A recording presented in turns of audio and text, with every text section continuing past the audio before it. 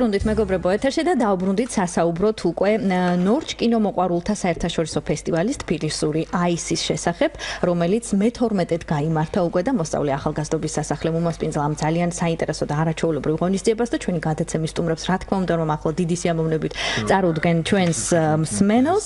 ისინი გახლავთ არაპროფესიონალ კინომოყვარულთა საერთაშორისო კომიტეტის პრეზიდენტის პრეზიდენტი, უпростоრად Unicas პრეზიდენტი დეივ უეტერსონი, ფესტივალ თბილისური აისის დამფუძნებელი და რა თქმა უნდა მოსწავლე-ახალგაზრდობის ეროვნული სასახლის სტუდია პიონერფილმის ხელმძღვანელი გრიგოლ ჩიგოგიძე და ამ ღონისძიების ერთ-ერთი ორგანიზატორი და ვიცე-პრეზიდენტი პიონერფილმის ელენე ტუშური. ძალიან დიდი მადლობა ჩვენთან. გეთქვათ აზნაური გრიგოლ ჩიგოგიძე. აზნაური გრიგოლ ჩიგოგიძე, მე მომიტევეთ. ძალიან დიდი მადლობა ჩვენს გადაცემაში სტუმრობისთვის და იმისთვის რომ აი ესეთ სასიამოვნო და რაც თორია კარგი ამბები დატვირთული ღონისძიების შესახებ მოხვედით ჩვენთან სასაუბროთ ჩვენი მსმენელისთვის. მე-12-ად გაიმართაო აღნიშნეთ ჩვენ და მოდით ვისაუბროთ აი ამ ფესტივალის მნიშვნელობის შესახებ. მე-12-ად გამართვა ეს საკმაოდ ისეთი სოლიდური მოვლენაა. პირველად 1979 წელს იყო და მაშინვე მიიპყრო ყურადღება საზოგადოების. მრავალი ქვეყანა ჩამოვიდა ჩვენ ფესტივალზე. გარდა იმისა, რომ საბჭოთა რესპუბლიკები იყო, წარმოიდგინეთ არგენტინიდანაც კი ყავდა პირველი სტუმრები. მის მერე გაიმართა ფესტივალი, ესე იგი, ერთხელ ქუთაისშიც ჰქონდა, ერთხელ წყნეთში გავმართეთ და ბოლო ფესტივალი თბილისში იყო. დაემთხვა იმ არეულობას თბილისში და იმის მერე დღეს უკვე პირველად გავაკეთეთ ეს ვირისკეთ. გამოგვივიდა საოცრება. ძალიან ლამაზი ფესტივალი იყო. წარმოიდგინეთ 14 ქვეყანა იყო ჩამოსული და 51 სტუმარი მონაწილეობდა 14 ქვეყნიდან. 83 ფილმი ნახა ჟიურიმ, რომელსაც ხელმძღვანელობდა ბატონი ლომერ ახვლედიანი. დიახ. დანარჩენს ელენე იტყვის. კი ბატონო, ელენე ტუშური, რომელიც ახლა გვეტყვის იმ მონაწილეების შესახებ, რომლებიც ფესტივალის განმავლობაში იხილეს მაყურებლებმა და რაც თავარია, ფილმები, რომლებიც მათ წარმოადგენს, იყო რომელიმე კონკრეტულ თემაზე შექმნილი რაღაც დავალება ჰქონდათ მიცემული თუ იყო არჩევანი თავისუფალი? პირველ რიგში მოგესალმებით დილომშვიდობისა. 100-ზე მეტი ფილმი შემოვიდა, აქედან 93 იყო საკონკურსო, რომელიც ფესტივალის განმავლობაში იყო ნაჩვენები. აღსანიშნავია ის, რომ ჟიურთან ერთად ასევე იყო ახალგაზრდული ჟიური, რომელმაც საკუთარი ფავორიტი აირჩია ფილმი და ეს ფილმი გახდა დანიური ფილმი. გახდა მათი რჩეული. ის შემიძლია ვთქვა, რომ ძალიან საინტერესო ფილმები იყო შემოსული, მხოლოდ ერთ თემაზე არ ყოფილა, სხვადასხვა თემებზე იყო ასევე ანიმაციები, მხატვრული ფილმები, დოკუმენტური ფილმები. ახლა პირველი რაც გამახსენდა, ერთ-ერთი დოკუმენტური ფილმი იყო ჰოლანდიიდან, რომელიც ეხებოდა საშინელებათა სახლს და გოგონამ გარისკარო ერთი ღამე გაეტარებინა ამ საშინელებათა სახლში და ეს ყველაფერი გადაიღო. ჩვენი რეგლამენტი იყო დაახლოებით 10 წუთი, ანუ ფილმი არ უნდა გადაცილებოდა 10 წუთს და სხვადასხვა კრიტერიუმები ჰქონდა, რის შედეგადაც აირჩა ეს 93 ფილმი. ელენე, თუ ყავდა კონკურს მონაწილეები, რომლებსაც თქვა წინა წლებშიც მიუღიათ მონაწილეობა, თუ ყოველწლიურად ჩვენ ახალ სახეებს ვნახულობთ ამ ფესტივალის ფარგლებში? ან ბატონო გრიშა თქვენ გვიპასუხოთ? მე გეტყვით, ჩვენ ფესტივალში თითქმის ყველაში 12-ვეში მონაწილეობდა უკრაინელი კინომოყვარულები.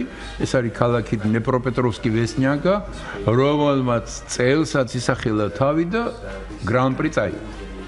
და გრან-პრიზე მინდა გითხრათ, და იგი დაგვიმზადა სპეციალურად შინდლერის აკადემიაში დამზადდა მაქს შავიტმა გაგვიკეთა. დიდი მადლობა ბატონო მაქს.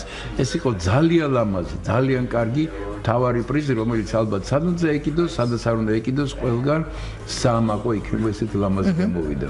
კი ბატონო, ჩვენ ფესტივალის შესახებ კიდევ ვისაუბროთ, მაგრამ ახლა მოდით სასაუბროთ გადავინაცვლოთ ჩვენს მორიგ სტუმართან, რომელიც გახლავთ დეივ უეტერსონი, როგორც უკვე აღნიშნეთ, ორგანიზაცია Unicas პრეზიდენტი გახლავთ და მისი საუბრის ქართულად გაგებაში უკვე დაგვეხმარება თარჯიმანი ბექა ბერულავა. ძალიან დიდი მადლობა ჩვენ სტუმარს მობრძანებისთვის და მოდით შევაფასებინოთ ფესტივალი, რა მხრივ აღმოჩნდა მისთვის საინტერესო საქართველოში ვიზიტი და ამ ფესტივალზე დასწრება. Slanjava, that is the Scottish way of saying greetings. Slanjava is Hollandiურად მოგესალმეთ. შოტლანდიურად. შოტლანდიურად უკაცრავად. I've visited a lot of festivals. But this is such a special one because it's a young person's festival. Although Grisham is worshipped, one can say, by the team, it is actually mainly run by the young people themselves. And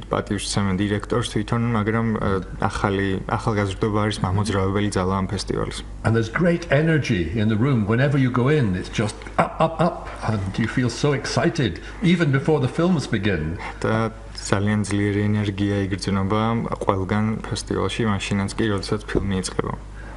It's a big effort, and it's an expensive festival, of course, to organize.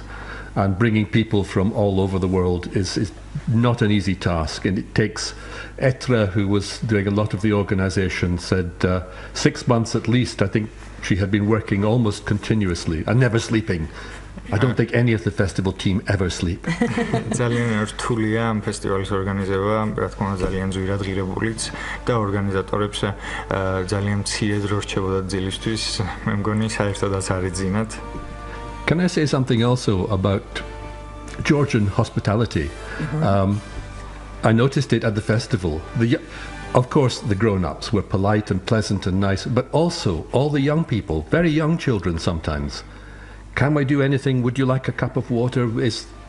They were always asking and being concerned, which was lovely. And of course, once we were outside of the festival, typical Georgian hospitality, we had a wonderful party night at Grisha's with all sorts of people. We had a breakfast with some filmmakers one morning. Oh. მე მინდა რამდენიმე სიტყვა თქვა ქართულ სტუმართმოყვარეობაზეც, რა თქმა უნდა, დასრული ადამიანები იყვნენ, ძალიან სტუმართმოყვარეები, მაგრამ ასევე ახალგაზრდა ადამიანები იჩენდნენ ჩვენს მიმართ ძალიან დიდ ყურადღებას, გვთავაზობდნენ მუდმივად, რა გვაინტერესებდა, რა გვსურდა და ფესტივალის შემდეგაც მე ძალიან ვიგრძენი ეს ქართული სტუმართმოყვარეობა. It's so nice to be in Tbilisi. I know you live here and it's normal for you, but for foreigners, it's a fascinating and beautiful city with something new around every corner. And I know that's not the purpose of the festival, but it was a great joy for the visitors from every country. ძალიან სასიამოვნოა თბილისში ყოფნა, მე ვიცი რომ თქვენ შეჩვეულები ხართ უკვე თბილისში ყოფნას და ეს არ არის თქვენთვის უცხო, მაგრამ ჩემთვის როგორც სტუმრისთვის ეს იყო ძალიან სასიამოვნო გამოცდილება. და ძალიან კარგი დადებითი ემოციები მივიღე ამ ყველაფრისგან. თუ შეიძლება ფესტივალის შესახებ უფრო დაწვრილებით რომ ისაუბროს, ფილმები რომლებმაც მასზე მოახდინეს უფრო მეტი შტაბ-შტილება, დიდი შტაბ-შტილება და რაც მთავარია, რამდენად საინტერესო აღმოჩნდა მისთვის ის ნამუშევრები, რომლებიც იხილა და ახალგაზრდების ხედვა და გამოსახულობითი საშუალებები ამ ფილმებში. Yeah, sure. Well, some of the films I had seen before because they go to other festivals, including some of the ones from Pioneer Film, which is well known around the world for the quality of its work. But the Danish one, which Elena's already mentioned, was very touching, very strong film about how difficult it is for small boys to express emotion, in this case the emotion because a mother was dying.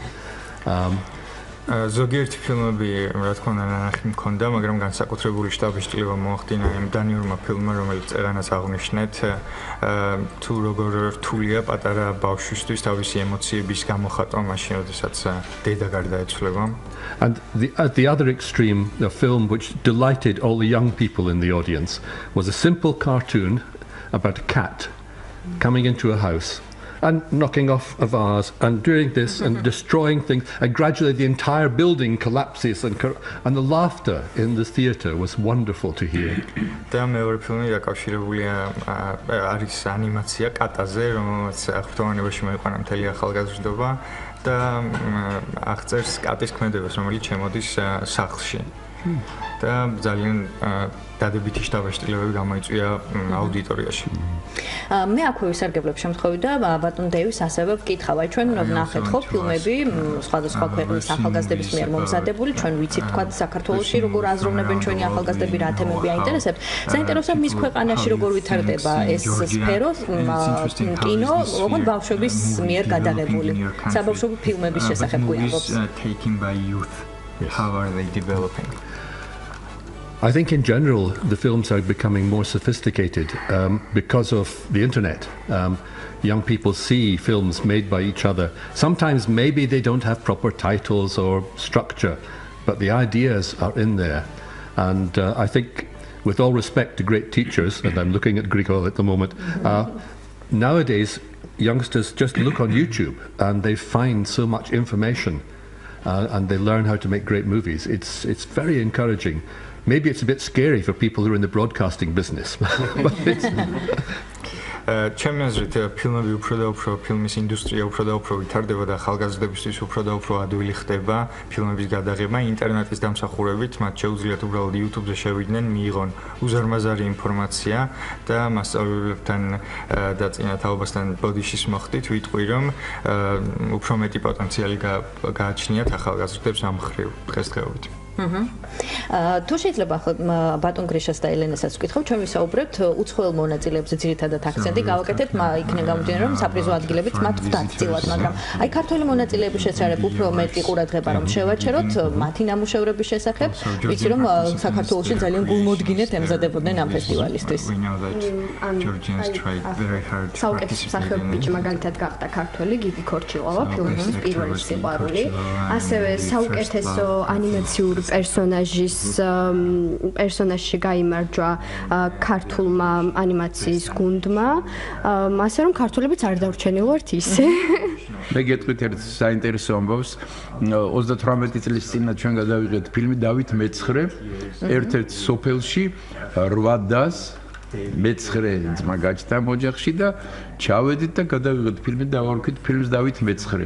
ეს იყო შვახევის რაიონში, მის მერე შვახევის რაიონში მოხდა წყალდიდობა, მოხდა მეწყერი და დაიშალეს ოჯახი, მაგრამ ესენი მეგობრობენ.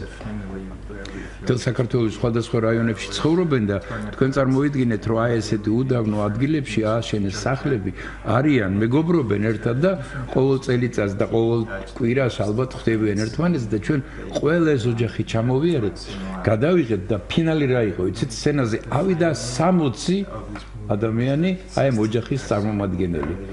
და კიდევ ერთი გრანდიოზული პრიზი გრიშამას სცენაზე. 32 წლის წინ, როდესაც ეს ფილმი გადაიღეს, მაშინ დავითი ძალიან პატარა იყო და აჩუქეს ველოსიპედი და წელს მის შვილს ვაჩუქეთ ველოსიპედი, ოღონდ ეს ველოსიპედი ჩამოვიდა სცენის ზემოდან ქვემოთ. ორიგინალურად განათებული და საერთოდ ამათ რა უყვირთ, იცით რომ ყოველთვის ჩვენ ფილმს რაღაცა ფინალივით მოყვებოდა, რაღაცა მაგალითად თონეზე გვაქვს ფილმი, რომ დამთავრდა? შემოვიტანეთ თონის პურები, ცხელცხელი და დავაგემოვნებინეთ. თონის პური და ძალიან იმოქმედა ამან. ნამდვილად, ორიგინალობა არ გაკლიათ არასდროს და ყოველწლიურად აი სულ უფრო და უფრო საინტერესო პერფორმანსები ეწყობა. და ერთ გეტყვით რა, ეს ფესტივალი იყო მთლიანად ბავშვების გაკეთებული. აი ელენე და მისი მეგობრები, ეს იყო ელენე, მარიამ გარსევანიშვილი, მარიამ ხუციშვილი და ეთერი ფარჩუკიძე, რომელიც არ გაჩერებულა იანვრის მერე. ან წერს, ან Facebook-ში ელაპარაკება ვიღაცას, ან ტელეფონში ესაუბრება და აი აქაც სულ სცენაზე იყო თავისი ინგლისური, თავისი ქართული, თავისი ძალიან რუსული და პლუს პროიელზე უკრავ ძალიან ამაზე. ბატონო გრიშა, თუ ყოფილა კინოფესტივალის ისტორიაში შემთხვევა, როდესაც აი ფილმი, რომელიც აღმოჩნდა ფესტივალზე წარმატებული, რაღაცა გარკვეული პრიზის მფლობელი, შემდეგ უნახავთ სხვა ქვეყნებშიც და ანუ მისი, ასე ვთქვათ, წარმატება გაზრდილა უფრო მეტად. ანუ თავად იმ ფილმის ავტორის წარმატებების შესახებ გეტყვით, ამას წინათ ფილმი, რომელსაც ქვია ორკესტრის რეპეტიცია, ეს ფილმი არის ევროპის სკოლის ფილმი. წარდგენილი იყო Unica-ის ფესტივალზე, რომელიც ყოველწლიურად ტარდება სხვადასხვა ქვეყანაში და ეს Unica ძალიან საინტერესო ორგანიზაციაა. უკვე არსებობს 40 წელზე მეტია.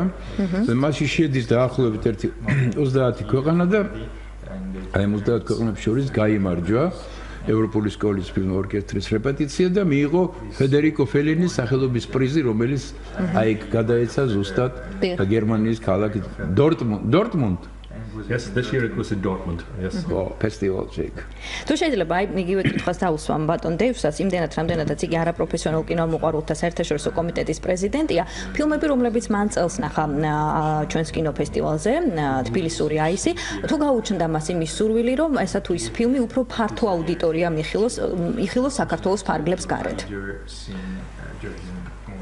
Yes, as Grisha said, we have already seen some of the recent films from Pioneer and from other Georgian groups, and they're very popular in the Unica festival when hundreds of people from all around the world come together to watch movies. It's always exciting to see what comes, if you forgive the term, from the post-Soviet lands, because for many people in the West, the Iron Curtain is still there in their minds, and that's part of the function of this festival, Tbilisi Sunrise, and of Unica, is to break down those borders, to help people understand what happens in different countries. And Orchestra Rehearsal, the film that Grisha mentioned, won a special prize. It's the Fellini Medal, and it's named after also not just that great director, but a very fine man who helped to found the Unica organization, Delmiro de Carolt. Terribly complicated, but it's about bringing nations together, about helping people to understand each other. And in this film, it's about helping people who have, I don't know what the polite term is in Georgia, but mental problems, to understand and to work together and to form an orchestra and to do some creative work. It's very powerful. Sorry. Unica festivalზე ძალიან ბევრი საინტერესო ფილმი იქნა წარმოდგენილი და პირველ რიგში ეს ფილმები საინტერესოა იმით, რომ ისინი მოდის საბჭოთა კავშირის, ყოფილი საბჭოთა კავშირის წიაღიდან და ძირითადად ეხება იმას, თუ როგორ უნდა გაქრეს საზღვრები ადამიანებს ქვეყნებს შორის, როგორ უნდა დაამყარონ მათ უფრო მჭიდრო ურთიერთობები. და ერთ-ერთი ფილმი, რომელიც წეგანაც აღნიშნეს, ორკესტრის რეპეტიცია. და ამ ფილმმა დაიმსახურა განსაკუთრებული მოწონება, ეხება სწორედ ამ პრობლემას და გონებრივ პრობლემებს მთავარი პერსონაჟის, რომლის გადალახვასაც ის ფილმის განმავლობაში ცდილობს. თუ შეიძლება ბატონ დეივს ასევე ვკითხოთ, აი ჩვენ საუბრობთ საბავშვო ფილმების შესახებ და საბჭოთა პერიოდიც ვახსენებთ და არა მხოლოდ ამ პერიოდიდან მოყვებული ქართული კინო იყო გამორჩეული, ხო, მთელ მსოფლიოში. ქართულ კინოსამყაროში მიმდინარე მოვლენებს თუ ადევნებს თვალს და რომელიმე ქართული საყვარელი ფილმი თუ გააჩნია? Have any favorite Georgian movies? In general, I must admit I have not seen many Georgian cinema films. There have been one or two which are good fun, one of which was made by Grisha, but they're really not as well known as they should be outside of this country itself. That will change thanks to Grisha. ვერ ვიტყვი რომ ბევრი ქართული ფილმი მაქვს ნანახი, თუმცა რამდენიმე ძალიან მომწონს ბატონი გრიშას მიერ გადაღებული რამდენიმე ფილმი, რომელსაც დამსახურებისამებრ ჯერჯერობით არ მოუპოვებია პოპულარობა, თუმცა ჩემი დაინტერესება შეიძლება სამომავლოდ შეიცვალოს ბატონი გრიშას დამსახურებით ქართული ფილმების მიმართ. Can I add something? We've talked about the films, but this is also a festival with a lot of theatre in it, of production, presentation. You heard the story about the presentation of the bicycle, and that was an occasion, the whole theatre, people were in tears because the family was on stage, and it was very, very moving. And when you heard about the bread, what he didn't tell you was that one of the films that the Pioneer Studio had made was about a bakery being built, and how every brick went in and the children learned how to make bread and so on. And as soon as the film was finished, all the audience was saying, "Oh, I'm so hungry." And in came plates of beautiful Georgian bread. It was... ეს ფესტივალი მიუხედავად იმისა, რომ ფილმების ფესტივალია, შეიცავს ძალიან დიდი დოზით თეატრალურ ფაქტორებსაც, მაგალითისთვის ის ისტორია, რომელიც წეგან გააჟღერდა თონისთან დაკავშირებით და იმასთან დაკავშირებით, თუ როგორ დაურიგდა პურები აუდიტორიაში, ყველა დამსწრეს არის ძალიან საინტერესო და რაც არ აღუნიშნავს ბატონ გრიშას თავის ისტორიაში, იყო ის, რომ ახალგაზრდა ბავშვებმა ისწავლეს პურის გამოცხობა და როდესაც ის დამთავრდა ეს კადრები, მაშინ ყველამ აუდიტორიაში მაშინ გააჟღერა სურვილი, მათ შიოდათ და სურდათ პურის მირთვა. დავამატებ, თქვენ შეგეკითხეთ ქართულ კინოსთან დაკავშირებით, მე სპეციალურად მოვაწყო ქართული ფილმების ჩვენება. შეიძლება ისდაგვარად იმის რაც საინტერესო იქნებოდა ამათთვის ეს იყო ქორწილი. მოვიწვიე ბატონი გოგი ქავთარაძე, ვაჩვენოთ პეპელა, მოვიწვიეთ ბაადურ ზულაძე და ვაჩვენოთ პიონერფილმის გიორგი ხარებავას მიერ გადაღებული ფილმი, პატარა სამწუთიანი ფილმი უნამუსო, სხვათა შორის გიორგი ხარებავა პიონერფილმელია და დღეს კინოსტუდია ქართული ფილმის ერთ-ერთი დირექტორია. ისე რომ ქართული ფილმებიც შეიძლება ისდაგვარად გავაცანით. გარდა ამისა იყო საოცრად ლამაზი ექსკურსია მცხეთაში. ძალიან დიდ რესტორანში დამთავრდა ჩვენი ექსკურსია, სადაც ბატონმა დევიდმა ქართული ცეკვაც იცეკვა. და ჩვენ ჟიურის სტუმრად ყავდა მოსკოველი ქორეოგრაფი ტატიანა კრამარი, რომელთან ერთად იცეგვა. და თუ შეიძლება თუ ნებას მომცეთ გითხრათ რომ აი ეს პრიზები რომელიც უამრავი იყო პიონერფილმელებმა დააწესეს ესენი საოცრად ლამაზი თეფში ნინო ჩიტაიშვილმა მოგვიხატა ეგ ჩანს გია ჩაჩუა კოტე ბარამიშვილი სერგო ბუიღლიშვილი მარიკა მამალაძე ლევან კახიშვილი პირველი იყო რომელიც მოვიდა მიუხედავად იმისა რომ ის ხელფასზე ცხოვრობს თუ შეიძლება ასე ითქვას ძალიან ლამაზი პრიზი მოიტანა და გადასცა ვიდეო კამერა იყიდო. წარმოგიდგენიათ თქვენ ამდენი გააკეთა და არ შემიძლია არ აღნიშნო მთელი სასახლის დახმარება. განსაკუთრებით მადლობა მინდა უთხრა დირექტორს ქალბატონ თიკას, რომლის გარეშეც რასაკვირველი არაფერი გამოვიდა და საერთოდ პიონერფილმს და ამ ფესტივალს წყალობს დირექტორებში ყოველთვის ყველა მხარში უნდას. ქალბატონმა თიკამ სუპერ მოინდომა იმდენი გააკეთა. და ჩვენ პედაგოგებს სვეტა მარჯანიშვილს, ნინო ჩიგოგიძეს, პლუს ჩემი უღლეს, მაია ლანდიას, ნანა ბუდაღარშვილს, ლამარა ჯორჯიკიას და ატა ბაქრაძეს მოკლედ ერთი სასახლე მედგა გვერდზე და რაღაცა გამოვიდა. მადლობა სასახლის ამისთვის. დიდი მადლობა რა თქმა უნდა ჩვენი სახელითაც ყველას და ჩვენ რამდენჯერმე ვახსენეთ ბატონო გრიშარ ჩვენი საუბრის განმავლობაში აუდიტორია. ბუნებრივია ეს არ არის ფესტივალი მხოლოდ იმისთვის რომ ახალგაზრდებმა წარმოაჩინონ თავიანთი ნამუშევრები შეაფასონ და ჟიური იყოს აღფრთოვანებული, ხო? არის განკუთვნილი იმისთვის რომ აუდიტორიამ იცოდეს მაყურებელმა რას ქმნიან ახალგაზრდები მთელი მსოფლიოს მასშტაბით, არა მხოლოდ საქართველოში. საინტერესოა აი აუდიტორიის დამოკიდებულება, რეაქციები როგორ იყო იმ ფილმებზე, რომლებიც იხილეს. 3 დღის განმავლობაში გქონდა სეანსები, ამ 3 დღის განმავლობაში თითო დღეს იყო 3 სეანსი და ყოველი სეანსის დასასრულს ჩვენ გქონდა დისკუსია. თითოეულ ფილმს განვიხილავდით, რომელი მოგვეწონა, რომელი არ მოგვეწონა, რა მოგვეწონა, რა არ მოგვეწონა და ბავშვები მსოფლიოს სხვადასხვა ქვეყნებიდან ჩვენ ქართველები ერთმანეთის დისკუსიაში შევდიოდით, ვკამათობდით, ასე რომ საინტერესო იყო, იმიტომ რომ საინტერესო ზოგადად სხვადასხვა კულტურის გაგება შენ ფილმთან დაკავშირებით როგორ უყურებს რა თვალით უყურებს ან შენი აზრი მის ფილმთან დაკავშირებით ასე რომ აზრების გაცვლა ასე ვთქვათ ერთმანეთთან მოხდა. კი ბატონო. რაღაც სიახლეები ქონდა და ეს იყო ჩარლი ჩაპლინის ძეგლის გავხსენით. ჩარლი ჩაპლინის ძეგლს გადახადა ბატონმა დეივიდმა, როგორც ლონდონელმა.